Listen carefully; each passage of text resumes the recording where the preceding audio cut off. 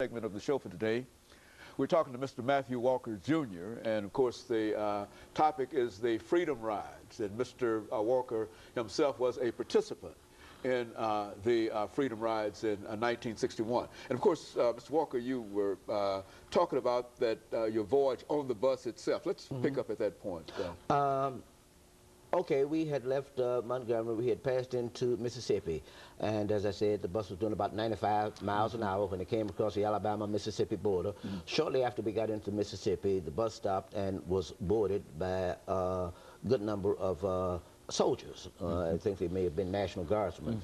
And so the bus had experienced, the Freedom Ride had experienced, as we all know, quite a bit of violence in Alabama. And we've later learned that the Attorney General had talked to the governors of these states and had discouraged them as far as allowing violence. So I believe that's the reason they had these armed soldiers board the bus. They stood in the aisle all the way to Jackson. It was a very exciting ride. I do remember as we proceeded, looking out the window, counting, and I'll never forget, I counted, I think it was 26 state trooper cars riding behind us, and a helicopter continuously circling overhead. We would pass little towns, and there would be whites standing on the side of the road, jeering, yelling very unpleasant things at us, but we were fortunate to have avoided any violence all the way to Jackson. When we got to Jackson, we walked into the bus station, and as soon as we walked into the bus station, we were escorted to the waiting paddy wagons from the Jackson police. We were immediately arrested, put in jail there in Hinds County Jail, and the Freedom Riders kept on coming. As a matter of fact, the Jackson newspaper had a little box on the front page where every day they would give the number of riders arrested. So this was a continuing thing. We filled up the Hinds County Jail, and after we'd been there maybe a week or two, they shipped us out to Parchman Penitentiary. Parchman was notorious for its unsavory atmosphere, and we knew that when we got to Parchman that things would be more difficult. Our introduction began with, of course, a strip search. You had to take a shower, then you were interrogated.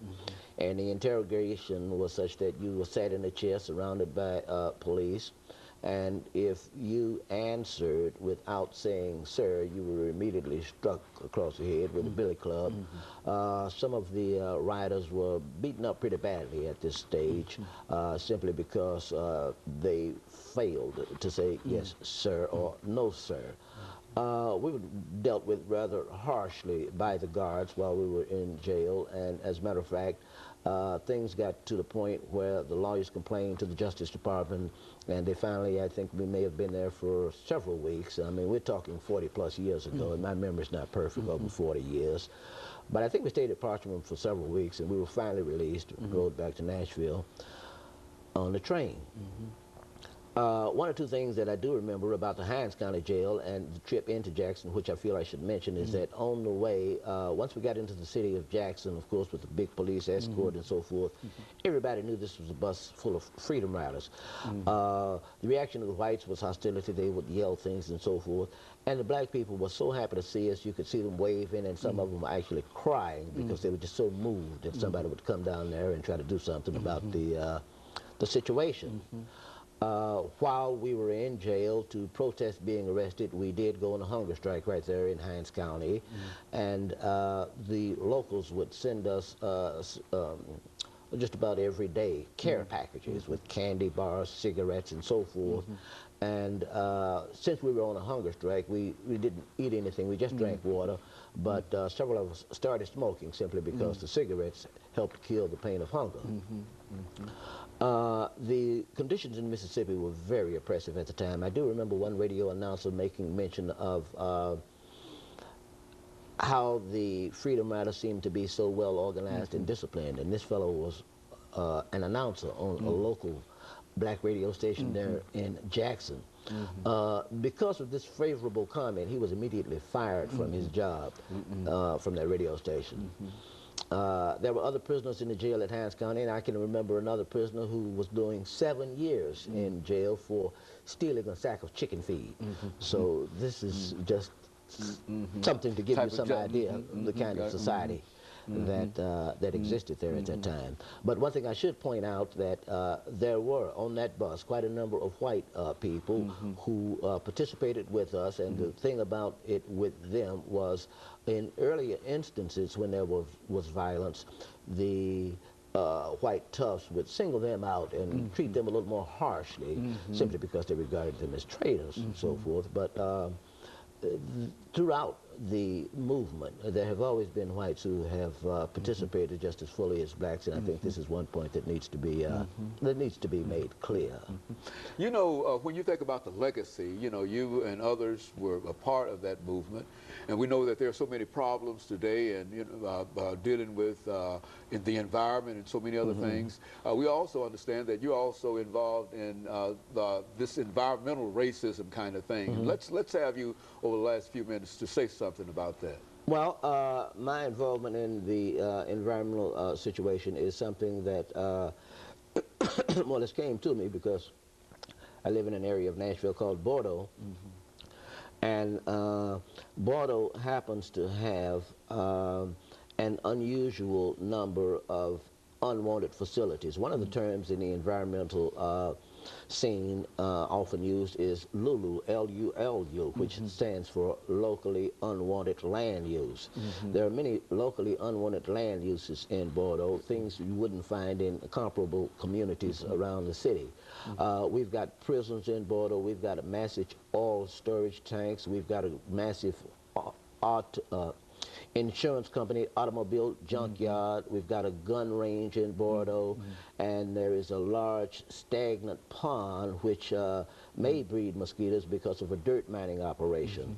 The biggest problem we have right now is that of a landfill. Bordeaux has been a site of dumps for the city trash for the past 30 years. This landfill applied almost 2 years ago now for a new permit which would allow it to operate not until 2008, but until 2018.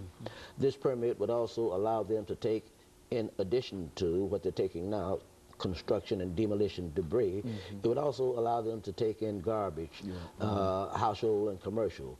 It would also allow them to operate 24 hours a week. We are inundated with trash trucks as it is now. It would also allow them to use more space to deposit and bury garbage, and worst of all, it would allow them to operate an additional 10 years, that is until the year 2018. We've been successful to this point in having the Metro Solid Waste Regional Board deny this waste management landfill a new permit. The denial has been appealed by Waste Management. It's presently in Chancery Court, and we're looking forward to ruling any day. We have retained legal help, and we are thus far able to say the permit has been denied. But it is possible the court will rule in favor of Waste Management and allow them a new permit. If that happens, we will have to appeal. If the court upholds the board's decision and denies a new permit to Waste Management, we expect Waste Management will appeal. Either way it goes, we're going to have to continue the legal battle. There's a legal battle associated with this. There is a legal battle associated with this. In recent memory, this is the first time any group in Bordeaux has gotten together to mount a legal campaign against a locally unwanted land use. A number of pre-existing neighborhood organizations have gotten together to form an umbrella group known as Bordeaux Beautiful Incorporated. Bordeaux Beautiful has hired and still has retained the services of an attorney, and this is how we've gotten to this point. But whichever way the court rules, we'll need more legal representation. We're asking people to help us continue the fight to see to it that Bordeaux is treated with the same respect as other parts of the city. We need your help. If at all possible, please send donations to Bordeaux Beautiful Legal Defense Fund, 511 Emerald Court, Nashville, Tennessee, 37218, and the telephone number is 615-256-71. And of course, we're near the end of this program. Let me thank you for coming by and giving us some excellent information. Let me encourage our audience to tune in again next week for another informative edition of Comments. Thank you and good morning.